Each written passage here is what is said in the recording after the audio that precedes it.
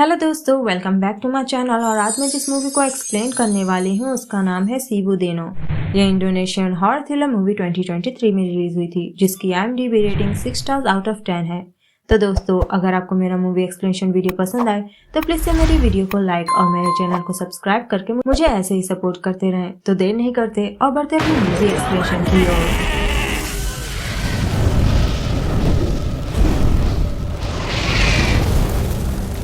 इस मूवी की शुरुआत में हम दो लड़कियों को एक पुरानी सी कैबिन में देखते हैं। एक कैबिन की साफ सफाई में जुटी हुई थी और दूसरी वाली उसी वक्त उसके पास आती है एक बुरी खबर लेकर, और वो कहती है कि जो रिकॉर्डिंग टेप था वो डैमेज हो चुका है। ये बात सुनते ही दूसरी लड़की बिल्कुल से शॉक्ड रह जाती है और वो तब उससे पूछती है कि क्या तुमने उसे क्लेंस किया। तो वो लड़की कहती है कि नहीं, वो कर ही नहीं पाई और शाम ढल चुकी थी। दोनों डरते हुए एक डार्क रूम में एंटर होती है, जहाँ पर हम एक महज 16-17 साल की एक लड़की को देख पाते हैं जो बेहोशी की हालत में पड़ी थी और उसके हाथों पैरों में कुछ घाव के निशान थे, जैसे उसे बांध कर रखा जाता था। और इन दोनों लड़कियों के डर से ही हमें एक हीरी फीलिंग आ रही थी।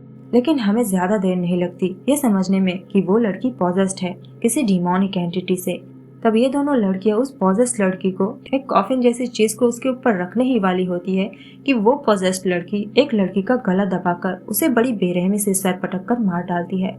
और दूसरी वाली लड़की तो ये देख कर ही डर के मारे वहां से भाग ही नहीं पाती और अगला शिकार वो खुद बन जाती है।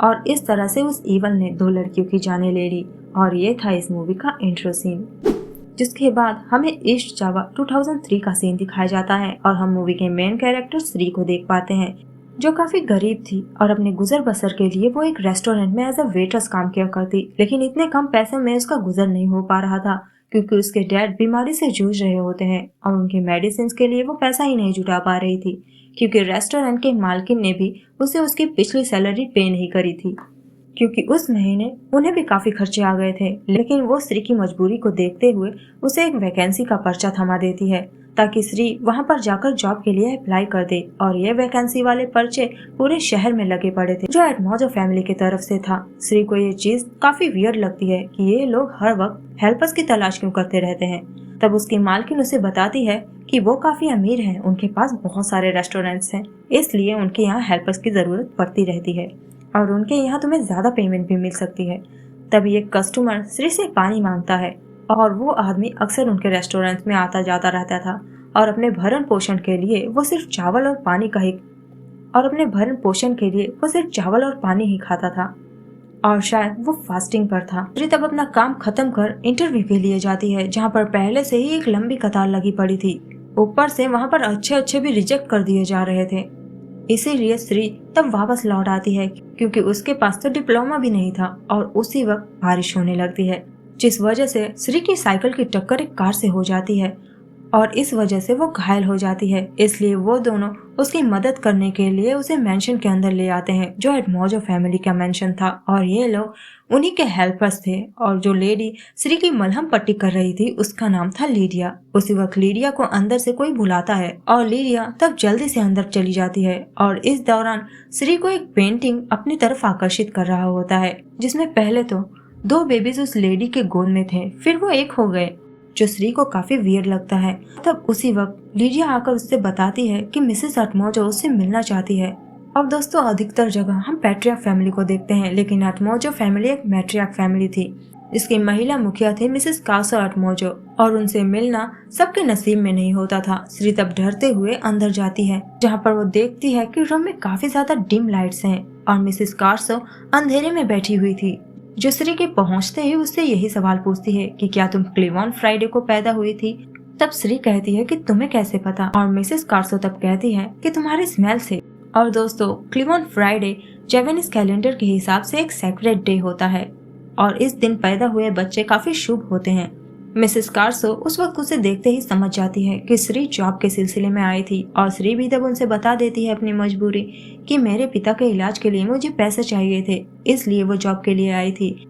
और तब मिसेस कार्सो उसकी मजबूरी को देखते हुए उसे अपनी फैमिली में एज अ हेल्पर हायर कर लेती है तुरंत ही। और वो तब श्री से वादा करती है कि वो उसके फादर के मेडिकेशन के लिए उसकी पूरी हेल्प करेगी, लेकिन इससे पहले वो कुछ शर्तें श्री के सामने रख देती है। और जैसे ही वो उजाले में आती है, श्री उनकी हालत को देखकर एकदम से ही घबरा जाती है उनके फेस पर, उनकी बॉडी पर काफी सारे गहरे जख्म थे, बिल्कुल ताजे। और वो तब श्री के करीब आकर एक नाइफ से उसके बालों के कुछ लट काट लेती है और फिर श्री को अपने कमरे में लेकर जाती है और वहाँ पर वो जाकर एक रिचुअल करती है। वो जलते हुए अंगारों में पहले श्री के बालों को डाल देती है और फिर अपने खून के कुछ बूंदे, जिससे उनका एग्रीमेंट पक्का हो जाता है। और श्री आज के बाद उन्हें कभी धोखा नहीं दे पाएगी और न ही वो कभी उसे छोड़कर जा पाएगी। वो हमेशा के लिए मिसेस कार्सो की गुलाम बन जाएगी और श्री के लाइफ पर भी उनका हक होगा मरते दम तक, ऐसा वो कहती है। और इसके बाद तमाम फूलों से भरे बेसिन के पानी से वो श्री से खुद को क्लेंस करवाती है, जो करने में श्री को काफी घृणा आ रही होती है, लेकिन बेचारी करती भी क्या, मजबूर थी। तब जैसे ही वो कार्सो की बॉडी को क्लीन करती है, उसे चक्कर आने लगते हैं, शायद उसी धुएं से जिसमें उसने रिचुअल किया था। और कार्सो तब उसके फेस पर उस धुएं को फूंक कर उसे एकदम से ही बेहोश कर देती है और उसकी नींद तब खुलती है जाकर कार में। और कार्सो का ड्राइवर श्री को उसके घर ड्रॉप करने के लिए गया था, जिसका नाम था सुगी, जो उसे मेंशन की बातें किसी से शेयर न करने के लिए बोलता है जाते जाते। और श्री जब अपने फादर से उस जॉब के बारे में बताती है तो उन्हें ये बहुत ही ज्यादा वियर्ड लगता है कि श्री रोज रोज घर क्यों नहीं आ सकती। और वो तब श्री को दूसरी जगह ट्राई करने के लिए बोलते हैं, लेकिन श्री अपनी छोटी बहन तियाज की तरह अपने फादर को भी नहीं खोना चाहती थी, जिसकी मौत मेडिकेशन ना अफोर्ड करने की वजह से हुई थी। तब उसी रात श्री को एक बहुत ही डरावना सपना आता है कि उसके फादर खून से बिल्कुल लथपथ हैं और उनकी कमर के नीचे का पूरा हिस्सा ही गायब है। ये दृश्य देख श्री डर के मारे जाग जाती है और वो तब अपनी कलाई पर एक अजीब से निशान को देखती है, जो सडनली अपीयर हो गया था और वो मिटाने पर भी नहीं मिट रहा था। लेकिन श्री को तब तैयार होना था, इसलिए वो इस चीज को इग्नोर कर देती है। इसके बाद वो अपने फादर को बाय बोल सुगी की गाड़ी में जाकर बैठ जाती है अपना सामान लेकर, जहाँ पर उसकी मुलाकात उसी की जैसे और हेल्पर से होती है, जिसके साथ श्री रहने वाली थी। और उनके हाथ पर भी वही सेम निशान था और इन दोनों का जन्म भी शायद क्लिफ ऑन फ्राइडे को ही हुआ था, जिनका नाम था एरना और डीनी। और डीनी शायद पहले भी मिसेस कार्सो के लिए काम कर चुकी थी, इसीलिए वो शायद उन्हें डीपली जानती थी। तब सफर शुरू होता है और सुगी उन्हें जंगलों के बीच में लेकर जा रहा होता है और श्री तब कंफ्यूज्ड थी कि ये तो मिसेस कार्सो के मेंशन में ले जाने के सिवाय कहीं और क्यों ले जा रहे हैं। लेकिन सुगी उस वक्त कोई क्लियर जवाब नहीं देता और एक जगह पर उतरकर वो वहाँ पर अपना ब्लड ऑफर करता है और कुछ चढ़ावा भी चढ़ाता है, जिसके कुछ देर बाद वो एक कैबिन के पास पहुँच जाते हैं जहाँ पर ये तीनों रहने वाली थी। और आगे की एक्सप्लेनेशन इन्हें बताते हैं एक बूढ़े व्यक्ति मिस्टर तामिन, जो उन्हें बताते हैं कि इस कैबिन में इलेक्ट्रिसिटी नहीं है और पानी भी इन्हें हैंड पंप से निकालना होगा। श्री को तब वहाँ पर एक कैलेंडर नजर आता है और जैसे ही कैलेंडर में 3 से 4 दिन पूरे होंगे, इन तीनों का काम खत्म हो जाएगा, क्योंकि 1000 दिन पूरे हो जाएंगे। लेकिन ये चीज श्री को पहले समझ ही नहीं आती। मतलब इन तीनों को सिर्फ इतने दिनों के लिए ही हायर किया गया है, जिसके लिए इन्हें अच्छी खासी कीमत मिलने वाली थी। तो जाहिर सी बात है कि काम तो कोई जोखिम भरा ही होगा। जिसके बाद तामिन उन्हें एक स्पेशल क्लॉथ देते हैं पहनने के लिए, जिसे उन्हें वेयर करना होगा काम करने से पहले, जो उन्हें प्रोटेक्ट करेगा, क्योंकि इस कपड़े को 7 तरह के फूलों के पानी से भिगोया गया है। चंदन वगैरह अगरबत्ती की स्मोक का इस पर इस्तेमाल हुआ है। तामिन तब उनसे पानी मंगवाते हैं और एक कमरे के लॉक को वो खोलते हैं और वो तब जैसे ही दरवाजे को खोलते हैं, कमरे से एक अजीब बदबू सबका दिमाग ही हिला देती है और अंदर घुसते ही एरना और श्री कमरे में एक कॉफिन को देखते ही शॉक्ड रह जाती हैं। तामिन तब देनी को एक कैसेट रिकॉर्डिंग प्ले करने के लिए बोलते हैं और उसके बाद सबको समझाते हैं कि तुम लोगों को यहाँ पर लाया गया है ब्रीथिंग रिचुअल परफॉर्म करने के लिए। मतलब एक तरह से आप ये समझ सकते हैं कि एक डेड बॉडी को रोज नहलाने के लिए लाया गया है इन्हें। और ये जो लड़की बेहोश पड़ी है वो मिसेस कार्सो की ग्रैंड डॉटर है, जिसका नाम है डेला, जो कि एक स्ट्रॉन्ग डार्क मैजिक की विक्टिम है। और उस स्ट्रॉन्ग डार्क मैजिक की वजह से एक सांगर तुरर नाम के एक इवल ने डेला की बॉडी पर कब्जा किया हुआ है, जो रहेगा तकरीबन 1000 दिनों के लिए, क्योंकि इस कर्स का नाम ही है 1000 डेज कर्स। और अगर 1000 दिन पूरे होते ही वो कुछ न कर सके तो डेला हमेशा के लिए इस दुनिया से चली जाएगी। और ये ब्रीथिंग रिचुअल सिर्फ उस ईवल को शांत करने के लिए था, जो उन्हें हर शाम ढलने से पहले परफॉर्म करना ही होगा। और डिनी जो कैसेट प्ले करती है उसमें डेला को नहलाने के इंस्ट्रक्शंस थे, जो उस दिन पहले डिनी करके उन्हें दिखाती है। और ये प्रक्रिया कुछ इस तरह से जाने वाली थी कि पहले कैसेट को प्ले करना है और फिर बेसिन में पानी डालकर 7 तरह के फूलों को उसमें डालना है और बैरियर ओपन करने से पहले ये ध्यान में रखना है कि डेला अच्छे से बंधी हुई है या नहीं, वरना वो उन पर अटैक कर सकती है। और फिर एक कपड़े की मदद से डेला की बॉडी को वाइप करना है इंस्ट्रक्शंस को फॉलो करते हुए, और कुछ वर्डिंग्स पे एन्चेंट करने हैं। तब जैसे ही डिनी डेला के फेस को वाइप करने जाती है, वो डिनी के हाथ को ही बाइट कर लेती है। तब श्री और रैना इस इंसिडेंट से इतनी ज्यादा हॉरिफाइड हो जाती हैं कि वो देर नहीं करती और डर के मारे उस जगह को छोड़कर भागने लगती हैं। लेकिन कोई भी कुछ खास उन्हें रोकने की कोशिश ही नहीं करता कि उन्हें तो पहले ही पता है कि हर जगह उस फॉरेस्ट में एक इनविजिबल मैजिक फेंस लगा हुआ है, एक छतरी के रूप में, जिससे श्री और एन्ना को उस छतरी के पास पहुंचते ही ब्लीडिंग होने लगती है और उनकी सांसें भी फूलने लगती हैं। वो वहीं पर बेहोश होकर गिर पड़ती हैं। और इस इंसिडेंट से दोनों सबक ले चुकी थी कि अगर उन्होंने भागने की कोशिश करी तो वो मारी जाएंगी। ये फेंसेस सांगीतोरा को रोकने के लिए, लेकिन वो लोग भी इसे क्रॉस नहीं कर पाएंगे। और अब ये लोग भी समझ चुकी थी कि ये सब एक एग्रीमेंट से बंधे हुए हैं। उनमें से कोई भी मिसेस कार्सो को चीट नहीं कर सकता, उनके काम को छोड़कर भागने की कोशिश भी नहीं कर सकता। तामिन और सुगी तब उन्हें सब कुछ समझाकर वहाँ से रवाना हो जाते हैं। तब एर्ना ये सोचने लगती है कि भला कोई डेला पर इतना खतरनाक कर्ज क्यों डालेगा। तब डीना उनसे बताती है कि मिसेस कार्सो के अनगिनत एनिमीज हैं और जिसने ये कर्ज डाला वो उनमें से कोई भी हो सकता है।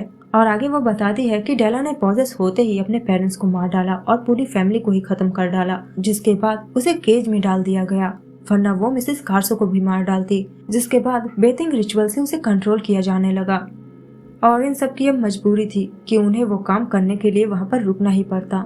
सुबह ये लोग घर का काम निपटाती हैं और शाम को एर्ना राजी हो जाती है डेला को नहलाने के लिए। लेकिन शाम होते ही हैंडपंप खराब हो जाता है, पर किसी तरह उन्हें एक बकेट पानी मिल गया। तब श्री और दिनी हैंडपंप को ठीक करती हैं और एर्ना अकेले ही डेला का वो रिचुअल पूरा करती है। तब उस रात जब ये तीनों सो रही होती हैं, श्री को एक नाइटमेयर आता है जहाँ पर वो खुद को एक ग्रेव में पड़ा हुआ पाती है, गन्ने के खेत के बिल्कुल बीचों बीच में। और वो तब उठती है और एक कैबिन के पास पहुंच जाती है जहाँ पर उसे डेला की आवाज आ रही होती है, जो उस वक्त उससे हेल्प मांग रही थी। लेकिन उसी वक्त एक आदमी उसे वहाँ पर नजर आता है जो एकदम से ही श्री पर हमलावर हो जाता है और श्री की तब डर के मारे नींद खुल जाती है। और उस वक्त वो देख तो सपना रही थी, लेकिन उसके पास वो शुगर कैन लीव्स और खेत की मिट्टी अब तक लगी पड़ी थी उसके पैरों में, जिससे श्री को काफी अचंभा होता है और वो ये बात जाकर डीनी को बताती है। लेकिन वो उसकी बातों को इग्नोर करने के लिए बोलती है और वो कहती है कि वो नॉन स्टॉप इसके बारे में सोच रही है, इसीलिए उसे ऐसे नाइटमेयर्स आ रहे हैं। और तब डेला को नहलाने की बारी श्री की थी। श्री तब नोटिस करती है कि कल शाम के फ्लावर्स जमीन पर क्यों पड़े हुए हैं, लेकिन बाद में वो इसे इग्नोर कर देती है। और फिर वो जाकर कैसेट प्ले करती है, लेकिन वो कैसेट ठीक से प्ले ही नहीं होता। और उसी वक्त डेला बड़े प्यार से श्री को अपने पास बुलाने लगती है कि वो उसे देखना चाहती है जो उसकी देखभाल कर रहा है। और जबकि श्री को मना किया गया था कि वो डेला नहीं बल्कि सांगीतोरा है, लेकिन फिर भी श्री कुछ देर तक डेला से बातें करती है और उस बैरियर को उठाकर उसके एकदम से करीब पहुंच जाती है। तब वैसे ही टेप की रिकॉर्डिंग चालू हो जाती है जो बोलने लगती है कि डेला को खोल दो। तब श्री जैसे ही टेप की ओर बढ़ती है, सारी लाइट्स ऑफ हो जाती हैं और हम उस एंटिटी को यहाँ वहाँ उल्टा लटका हुआ देख पाते हैं। और श्री जब उसके पास आती है, वो उस एंटिटी को देखकर एकदम से ही डर जाती है। और ये सिर्फ शायद उसका हेलुसिनेशन था, क्योंकि डेला तो वैसे की वैसी बेहोश पड़ी थी। तब जीनी आकर रिचुअल पूरा करती है, क्योंकि श्री बहुत ही ज्यादा डर चुकी थी और श्री को बहुत डांट भी लगाती है कि वो ये मामूली सा काम न कर पाई। जिसके बाद सब सोने चले जाते हैं और श्री वापस से वही वियर्ड सा नाइटमेयर देख पाती है। और इस बार वो ग्रेव से उठती है और फिर से उस कैबिन तक पहुंच जाती है। और इस बार तो वो उस कैबिन के डोर को नॉक भी कर देती है, लेकिन उसी वक्त वो आदमी फिर से उस पर हमला कर देता है एक मशेटे से, जिससे नाइटमेयर में उसके कुछ बाल ही कट जाते हैं। और जब वो होश में आती है तब उसके हाथ में उसके कटे हुए बाल उसे मिलते हैं और श्री परेशान हो जाती है, लेकिन इस बार वो किसी से इसके बारे में नहीं बताती। तब सुबह सुबह तामिन और सुगी वहाँ पर आ जाते हैं, क्योंकि कल ही 1000 दिन पूरा हो जाएगा। सुगी तब जुट जाता है बड़ा सा गड्ढा खोदने में, जो देख श्री और एर्ना को हैरानी होती है कि क्या ये कोई खजाना खोद रहा है। इसके बाद श्री तामिन को अपने साथ घटित सारी चीजें बताती है, जो तामिन कहता है कि ये सांगीतोरा कर रहा है, वो फ्री होने के लिए कुछ भी कर सकता है, वो तुम्हें ट्रिक करने की कोशिश कर रहा है। तब खुदाई का काम होने के बाद वो दोनों वहाँ से चले जाते हैं उस चीज को ढक कर, लेकिन श्री और एर्ना क्यूरियस थी कि आखिर इसने ढका क्या है यहाँ पर। तब वो उसे खोलते ही शॉक्ड रह जाती हैं और सोचती हैं कि ये बड़ा सा गड्ढा खोदा किसके लिए गया है। और ये दोनों तब सोचने लगती हैं कि ये लोग आखिर प्लान क्या कर रहे हैं। और तब उस शाम को तो हैंडपंप एकदम से ही जाम हो जाता है और मुश्किल से एक बकेट भर पाया था। लेकिन जैसे ही कमरे में पहुंचने के बाद ये लोग बेसिन में पानी डालने के लिए जाती हैं, वो देखती हैं कि बकेट लीक हो रहा है और सारा पानी बह चुका है। ये दोनों तब जल्दी जल्दी एक बकेट फिल करती हैं क्योंकि पहले से ही देर हो चुकी थी और अगर शाम ढल गई तो गड़बड़ हो जाएगी। और इसके बाद जब ये लोग लौट कर आते हैं तो डेला फ्री हो गई थी और वो एक कॉर्नर में खड़ी होकर रो रही थी। और तब सडनली वो डीनी पर अटैक कर देती है और उनकी चीखें सुन एर्ना कमरे में घुस आती है। डेला तब डीनी को छोड़ एकदम से ही एर्ना पर अटैक कर देती है और उसे एकदम से ही घायल कर देती है। और पॉजेस्ड डेला तब कहने लगती है कि तुम क्लीवन चाइल्ड सिर्फ ह्यूमन सेक्रीफाइसेस हो और कुछ नहीं। वो डीनी और एर्ना दोनों को ही पस्त कर चुकी थी और शायद अब श्री की पारी थी। लेकिन श्री तब अपना दिमाग चलाती है और डेला के ऊपर वो फूलों वाला पानी डाल देती है, जिसके बाद ही वो एकदम से शांत होकर कब्जे में आ जाती है। लेकिन इसके बाद श्री का दिमाग खराब हो जाता है और एर्ना तब सोचने लगती है डेला की बातों को, जो उसने कहा था कि क्लीवन बॉन्ड सिर्फ ह्यूमन सेक्रीफाइसेस है और कहीं वो लोग उन्हें सेक्रीफाइस करके डेला की लाइफ तो नहीं बचाने वाले और वो ग्रेव कहीं उन्हीं के लिए तो नहीं खोदा गया। और ये बात सुनते ही श्री और भी ज्यादा डर जाती है। लेकिन डीनी ये नहीं सोचती, वो मिसेस कार्सो की फैमिली में बहुत पहले से ही काम कर रही थी और वो मूवी की स्टार्टिंग वाली 2 लड़कियां उसकी फ्रेंड थी, जिनकी डेथ की वजह से डीनी को बहुत बड़ा सदमा पहुंचता है। उसने खुद को मारने की भी कोशिश करी लेकिन तामिल ने उसे बचा लिया, इसलिए वो उनकी कर्जदार थी। वो उन पर विश्वास करती थी और उनकी मदद करना चाहती थी। और इस बहस के बाद ये तीनों तब सो जाती हैं और सुबह जब ये तीनों उठती हैं, डेला अपने कमरे से फरार हो चुकी थी और बाहर का लॉक भी खुला हुआ था। तब श्री को याद आता है कि तामिल ने कहा था कि ये एरिया मैजिकली फेंस्ड है, तो डेला यहाँ से बाहर नहीं जा पाएगी। तब तीनों अलग अलग दिशा में निकल लेती है, ये देखने के लिए कि वो मैजिकल फेंसिंग वाली अम्ब्रेला अपनी जगह पर है या नहीं। तब एक जगह का अम्ब्रेला जैसे ही दीनी उसके जगह पर लगाती है, उसे चक्कर आने लगता है और उसी वक्त उसे कोई हिट करके बेहोश कर देता है और बाकी की जगह पर तो सब कुछ ठीक ठाक था। लेकिन तभी डेला श्री के पीछे से आकर अपने हाथ में बंधी उस रस्सी से श्री का गला घोटने लगती है। लेकिन सही समय पर तामिल डेला पर पानी फेंक कर श्री को बचा लेते हैं। लेकिन उसी वक्त एर्ना उन पर एक नाइफ से अटैक करके उन्हें मारने की कोशिश करती है और ऐसा तो बिल्कुल भी नहीं था कि वो पॉजेस्ड थी। वो वहाँ आई ही थी उस इरादे से डेला को फ्री करने के लिए ताकि वो मर जाए। और श्री जब उसे रोकने की कोशिश करती है, वो उसे भी नहीं छोड़ती और इसके बाद एर्ना श्री से बताती है कि जो भी गड़बड़ी हुई थी वो सब उसी ने करी थी। वो हैंडपंप खराब होना, बकेट में छेद करना और ताला खोलकर डेला को भगा देना, सब कुछ। और उसी ने डीनी पर भी अटैक किया था और वो तब श्री को भी मारने की कोशिश करती है। लेकिन श्री तब खुद को बचाने के लिए उसे धक्का दे देती है और वो तब एक लकड़ी के ऊपर जाकर गिरकर घायल हो जाती है और उसी वक्त उसकी मौत हो जाती है। तब एर्ना की डेथ से श्री को ऐसा सदमा लगता है कि वो उस जगह पर एक मिनट नहीं रुकना चाहती थी, क्योंकि उसे लगता है कि उसने एर्ना को मारा है और वो खुद को माफी नहीं कर पा रही। तब सभी उसे रोकने की कोशिश करने लगते हैं और मिसेस कार्सो भी तब उसे रोकती है, क्योंकि श्री ही उनकी आखिरी उम्मीद थी जो डेला को बचा सकती थी, क्योंकि उन्हें ये पता चल गया था कि श्री के ब्लड में वही सेंट है जो उस ब्लैक मैजिक को सेंट करने वाले के ब्लड में है और इसीलिए सिर्फ श्री ही उसका सामना कर सकती है और कोई नहीं। क्योंकि श्री जो सोचती थी कि वो नाइटमेयर एक्सपीरियंस कर रही है, वो दरअसल नाइटमेयर नहीं बल्कि वो तो सुकुमा की दुनिया है जहाँ पर डेला की आत्मा कैद है और इन 1000 दिनों में कोई भी ऐसा इंसान उन्हें नहीं मिला जिसने डेला से जाकर उस दुनिया में कांटेक्ट किया हो। और आज के दिन अगर वो डेला को नहीं बचा पाए और उस दुनिया से निकाल कर नहीं ला पाए तो डेला उनके हाथों से निकल जाएगी और मिसेस कार्सो का डेला के सिवाय इस दुनिया में और कोई भी नहीं था। इसलिए वो श्री से बहुत ही ज्यादा प्लीड कर रही होती है और उनकी हालत देख तब श्री उनकी मदद करने के लिए राजी हो जाती है और इस रिचुअल के लिए श्री और डेला दोनों को ही एक साथ उस ग्रेव में लेटना होगा। और इस पूरे समय की ये जिम्मेदारी थी कि वो इस ईवल को शांत रखने के लिए लगातार डेला पर ब्रीथिंग रिचुअल परफॉर्म करती रहे। तब श्री को ग्रेव में लेटाने से पहले तामिल श्री के बालों के एक लट को काट लेते हैं श्री को डेला की आत्मा से कनेक्ट करने के लिए। और मिसेस कार्सो तब श्री को एक नाइफ देती है उसकी सेफ्टी के लिए, क्योंकि वो आदमी सांप तो उसे रोकने की पूरी कोशिश करेगा। तब श्री के लेटने से पहले तामिल श्री को एक और बात बताता है कि जब हमारी दुनिया में दिन होगा, सुकुमा की दुनिया में रात होगी और उस दुनिया में दिन निकलने से पहले तुम्हें डेला को ढूंढकर वापस लाना ही होगा, वरना वो मारी जाएगी। तब रिचुअल स्टार्ट होता है श्री के ऊपर बाल्टी भर भर के ब्लड डालने से जिससे तुरंत ही उसकी आत्मा सुकुमा के डायमेंशन में ट्रांसफर हो जाती है और श्री इस बार देर नहीं करती, तुरंत ही उस कैबिन के दरवाजे तक पहुंचती है और उसे तोड़ डालती है। और रियल वर्ल्ड में पानी खत्म हो जाने की वजह से पॉसेस स्टेला डिनी पर अटैक करके उसका कान ही चबा जाती है और सीधा बाहर निकल आती है और पहले आकर तामिन पर अटैक कर उसे घायल कर देती है। और सुकुमा की दुनिया में श्री डेला को एक कमरे में ढूंढ निकालती है, पर उस कमरे का दरवाजा लॉक था और चाबी हमेशा साब्दो अपने पास में ही रखता था। तभी वो अंदर आते ही एकदम से श्री पर अटैक कर देता है और उसे घायल कर डालता है, लेकिन अगला वार श्री उस पर करती है उसी नाइफ से और उसे एकदम से ही घायल कर देती है और उसके पास में मौजूद डेला के कमरे की चाबी निकाल कर वो डेला को फ्री कर देती है। और यहाँ इस दुनिया में पॉज़र डेला तामिन के बाद सुकी को भी घायल कर चुकी थी और वो तब बढ़ रही होती है मिसेस कार्सो की ओर। लेकिन इस दुनिया में श्री ने डेला को फ्री कर दिया होता है, इसलिए शायद पॉज़र डेला पीछे हट लेती है। पर इस दुनिया में साब्दो उन्हें आसानी से नहीं जाने दे रहा था। वो श्री को तब उसी नाइफ से स्टैब करके घायल कर देता है, लेकिन डेला तब श्री को बचाने के लिए एक लैंप फोड़कर उस कैबिन को आग के हवाले कर देती है और ये दोनों तब साब्दो को उस कैबिन के अंदर छोड़कर उस ग्रेव तक पहुंचने की कोशिश करती हैं।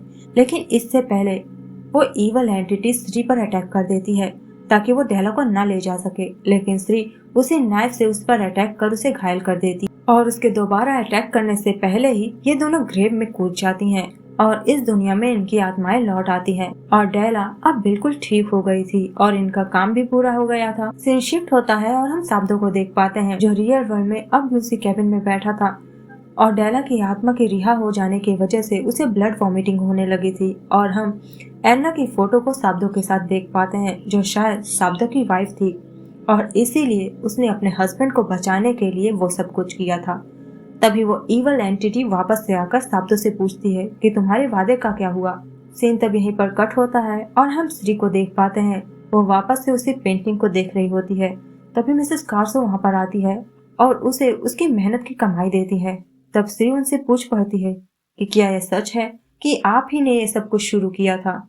तब मिसेस कार्सो उसे गोल मोल जवाब देती है, जिससे श्री ये समझ जाती है शायद जो वो सोच रही है वो सच है, इसलिए वो उन पैसों को एक्सेप्ट नहीं करती क्योंकि उसे शक हो रहा था कि उसने जो किया वो सही था या गलत, और वो तब वहाँ से चली जाती है दिनी और डेला को बाय बोलकर। तब रास्ते में सुगी श्री से कहता है कि तुमने अच्छा किया पैसा ना लेकर, क्योंकि अगर तुमने लिया होता तो तुम्हारा भी वही हाल होता जो मेरा है। तो वो बताता है कि पहले साब्दो ही उसका मास्टर हुआ करता था, लेकिन अतमोजो फैमिली ने उसकी फैमिली पर एक ब्लैक लीफ नामक एक ब्लैक मैजिक कर दिया, जिस वजह से उसकी पूरी ही फैमिली खत्म हो गई और शायद इसीलिए उसने अतमोजो से बदला लेने के लिए वो प्लान किया वो कर्स अतमोजो फैमिली पर भेजकर, ताकि उन्हें भी उस दर्द का एहसास हो। और आगे वो बताता है कि वो श्री का पीछा ऐसे ही नहीं छोड़ेगी, वो उसे बार बार अपना पैसा देने की कोशिश करेगी और जैसे ही श्री उन पैसों को एक्सेप्ट करेगी वो कभी मिसेस कार्सो को छोड़कर नहीं जा पाएगी, जैसे सुगी नहीं जा पा रहा, क्योंकि अगर वो गया तो उसकी फैमिली भी वो खत्म कर देगी। सीन यहीं पर कट होता है और हम साब्दो को देख पाते हैं जिसकी वो ब्लैक मैजिक सक्सेसफुल न होने की वजह से डेथ हो गई थी, क्योंकि उस ईवल को साब्दो ने प्रॉमिस किया था डेला के सोल को सौंपने के लिए, और जब डेला उसे नहीं मिली तो शायद उसने साब्दो को ही मार डाला, या फिर ऐसा भी हो सकता है कि साब्दो ने खुद को ही सैक्रिफाइस कर दिया उस ईवल को ताकि उसे रिवेंज मिल सके। और फिर हमें कुछ दिनों बाद का सीन दिखाया जाता है जहाँ पर मिसेस कार्सो ने सुगी के ही जरिए फिर से श्री तक पैसे पहुँचाने की कोशिश करी थी, लेकिन श्री इतनी मजबूरी में भी उन पैसों का एक्सेप्ट नहीं करती, जिस वजह से उसकी कलाई का वो निशान मिट गया था। इसका मतलब वो मिसेस कार्सो की कर्जदार बिल्कुल भी नहीं थी और अब वो उसकी गुलाम भी नहीं है। और इसी के साथ ये मूवी यहीं पर एंड हो जाती है। तो मिलते हैं नेक्स्ट वीडियो में, तब तक के लिए goodbye, take care and thanks for watching.